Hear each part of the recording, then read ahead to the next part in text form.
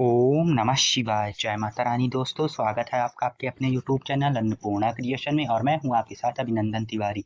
कैसे हैं आप सभी? मुझे कमेंट बॉक्स में जय शीतला माता, जय गौरी शंकर भगवान लिखकर जरूर बताइएगा। गौरी शंकर भगवान एवं शीतला माता आप सभी का कल्याण करें। तो दोस्तों, आप सभी को आने वाली चैत्र शीतला अष्टमी की ढेर सारी शुभकामनाएं। इसके भी पहले के वीडियो में हमने शीतला अष्टमी किस दिन है, वर्ष 2025 में दिन व तारीख, पूजा का शुभ मुहूर्त, पूजा सामग्री, पूजा विधि, संपूर्ण जानकारी आपको दी थी। आप सभी ने, आशा करता हूँ मैं कि आप सभी ने उस वीडियो को पूरा देखा होगा, उसका पूरा लाभ प्राप्त किया होगा। और अब आज हम आपके लिए शीतला अष्टमी की संपूर्ण व्रत कथा लेकर आए हैं। ये शीतला माता की बेहद रोचक और बेहद अति विचित्र व्रत कथा है, जिसको सुनने मात्र से सभी सर्व सिद्धियाँ, अष्ट सिद्धि और नवनिधियों की प्राप्ति होती है और सर्व गुण संपन्न जीवन प्राप्त होता है और माँ शीतला की कृपा की प्राप्ति हमें होती है और जीवन में धन धान्य सुख समृद्धि वंश वंशादि पुत्र पौत्र आदि की वृद्धि होती है। तो शीतला माता की व्रत कथा शुरू करने से पहले हमारी आपकी से एक रिक्वेस्ट है कि अगर आपने हमारे चैनल अन्नपूर्णा क्रिएशन को लाइक शेयर और सब्सक्राइब नहीं किया तो प्लीज़ हमारे चैनल अन्नपूर्णा क्रिएशन को लाइक शेयर और सब्सक्राइब कर लीजिए, बेल आइकन को प्रेस कर लीजिए और वीडियो अगर अच्छा लगता है तो वीडियो को ज़्यादा से ज़्यादा मित्रों तक शेयर कीजिए।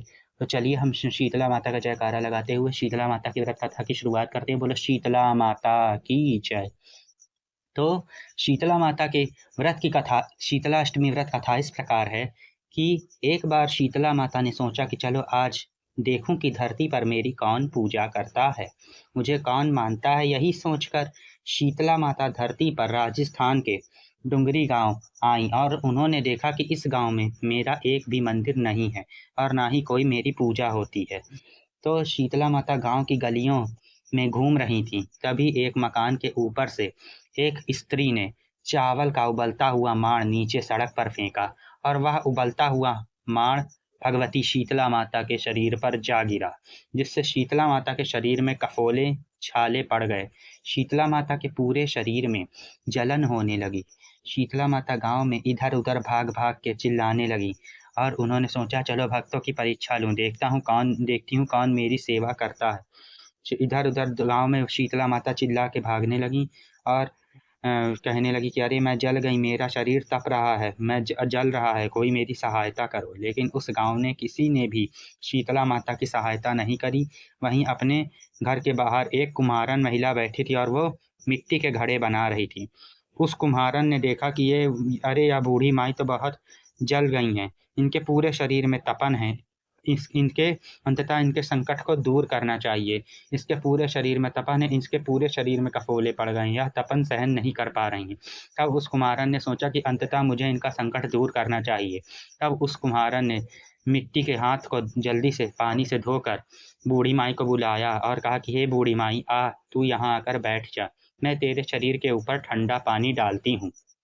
और कुम्हारन ने अपने पास में रखे हुए 12 घड़ों में रखा ठंडा पानी सब शीतला माता पर डाल दिया और बोली कि हे माँ, मेरे घर में रात की बनी हुई रबड़ी रखी है, थोड़ा सा दही भी है, तू यहीं पर बैठ जा, मैं दही और रबड़ी लाती हूँ, तू उसे खा ले। जब बूढ़ी माई रूप धारिणी शीतला माता ने ठंडे ज्वार के आटे की रबड़ी और दही खाया तो उनके शरीर को काफी ठंडक मिली। इससे शीतला माता अत्यंत प्रसन्न हुई। तब उस कुम्हारन ने कहा कि आ माँ बैठ जा, तेरे सिर के बाल बहुत बिखरे हुए हैं, ला मैं तेरी कंघी से चोटी गुथ देती हूँ। और कुम्हारन माई की चोटी गुथने हेतु कंघी बालों में करती रही। अचानक कुम्हारन की नजर उस बूढ़ी माई के सिर के पीछे पड़ी तो कुम्हारन ने देखा कि सिर के पीछे भी बालों के अंदर एक आंख छुपी हुई है। यह देखकर कुम्हारन डर के मारे घबरा कर भागने लगी। तभी उस बूढ़ी माई ने कहा कि रुक जा बेटी, तू डर मत, मैं कोई भी भूत प्रेत नहीं हूँ, मैं शीतला माता, मैं इस धरती पर ये देखने आई थी कि मुझे कौन मानता है और कौन मेरी पूजा सेवा करता है। इतना कहकर माता शीतला ने अपना चतुर्भुजधारी स्वरूप दिखाया।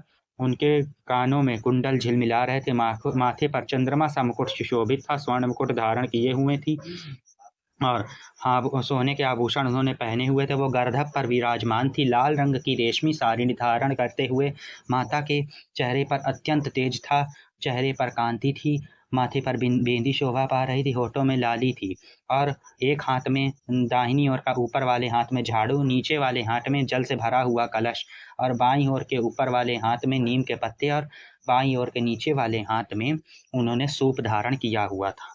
और शीतला माता ने असली रूप में प्रकट हुई। माता के दर्शन पाकर कुम्हारन ने सोचने लगी कि अब मैं इन शीतला माता को कहाँ पर बैठाऊं। इन माता बोली कि हे बेटी, तुम किस सोच में पड़ गई। तब उस कुम्हारन ने हाथ जोड़कर माता से प्रार्थना करी और प्रार्थना करते समय कुम्हारन की आंखों में से आंसू बहने लगे और कहा कि हे शीतला माता, मेरे घर में तो चारों तरफ गरीबी बिखरी हुई है। मैं आपको अपने इस गरीब खाने में कहाँ पर बैठाऊं। मेरे घर में ना तो चौकी है और ना ही आपके बैठने के लिए आसन है। मैं यहीं जमीन पर ही सोती हूँ और यहीं जमीन पर अपना जीवन यापन करती हूँ। तब शीतला माता प्रसन्न होकर उस कुम्हारन के घर में खड़े हुए मिट्टी के गधे पर बैठ गईं। मिट्टी के गधे में बैठते ही शीतला माता के उस गधे में जान पड़ गई और ये बैठकर एक हाथ से झाड़ू, और माता ने गधे पर बैठने के बाद एक हाथ में झाड़ू और दूसरे हाथ में सूप लिया और उस कुम्हारन के घर की सारी गरीबी को भरकर बाहर फेंक दिया और उस कुम्हारन से कहा कि हे बेटी, मैं तेरी सच्ची भक्ति से अति प्रसन्न हूँ। अब तू मुझसे जो भी वर मांगना चाहती है मांग ले। तब उस कुम्हारन ने हाथ जोड़कर कहा कि हे शीतला माता, मेरी यही इच्छा है कि आप इसी डुंगरी गांव में स्थापित हों और यहीं निवास करें और मुझको और अपनी बेटी की भांति स्नेह और प्यार देती रहें। और हे शीतला माता, जिस प्रकार आपने मेरे घर की गरीबी को झाड़ू से साफ कर दिया और मेरे घर में अन्न धन की बढ़ोतरी है तो आपने कृपा करी है, ऐसे ही आपको जो भी भक्त होली के 8वें दिन, सप्तमी और अष्टमी के दिन आपकी भक्ति भाव से धर्म परायण होकर पूजा करे। अष्टमी के दिन आपको ठंडा जल, दही व बासी ठंडा भोजन का भोग चढ़ाए। उसके घर की गरीबी भी आप इसी प्रकार दूर करें।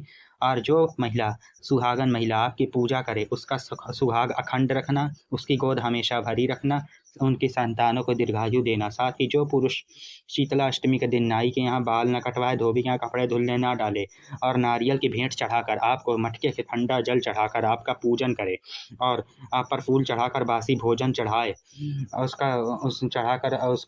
उसका परिवार सहित ठंडा भोजन करे, उसके काम धंधे व्यापार में कभी भी गरीबी ना आए और उसका व्यापार सदा चलता रहे और बढ़ोतरी उसमें दिन दुना रात चौगुना होती रहे। तब शीतला माता बोली कि तथास्तु, हे बेटी, जो तूने वरदान मांगे हैं मैं सब तुझे देती हूँ। हे बेटी, तुझे आशीर्वाद देती हूँ कि मेरी पूजा का मुख्य अधिकार, क्योंकि तुमने मेरी सेवा करी है तो आज से मेरी पूजा का मुख्य अधिकार सिर्फ कुम्हार जाति का ही होगा। तभी उस दिन से डुंगरी गांव में शीतला माता स्थापित हो गई और उस राजस्थान का वह डुंगरी गांव का नाम तब से शील की डुंगरी हो गया। शील की डुंगरी भारत का एकमात्र मुख्य प्रसिद्ध शीतला माता का मंदिर है। शीतला सप्तमी और अष्टमी के दिन यहाँ बहुत बड़ा विशाल मेला आयोजित होता है, जिसमें लाखों नर नारी आकर माता के दर्शन का सौभाग्य प्राप्त करते हैं और मेले का आनंद उठाते हैं। तो इस प्रकार हर वर्ष शीतला अष्टमी मनाई जाती है। तो आशा करते हैं कि आपको हमारा आज का ये शीतला अष्टमी की व्रत कथा का वीडियो बहुत अच्छा लगा होगा। तो और अगर वीडियो आपको अच्छा लगा हो तो प्लीज़ हमारे चैनल अन्नपूर्णा क्रिएशन को लाइक, शेयर और सब्सक्राइब करिए। बेल आइकन को प्रेस करिए, ज़्यादा से ज़्यादा मित्रों तक वीडियो को शेयर करिए और शीतला अष्टमी के दिन माता शीतला की इस पावन व्रत कथा को सुनकर अष्टमी तिथि में माँ शीतला की कृपा का सौभाग्य प्राप्त करिए।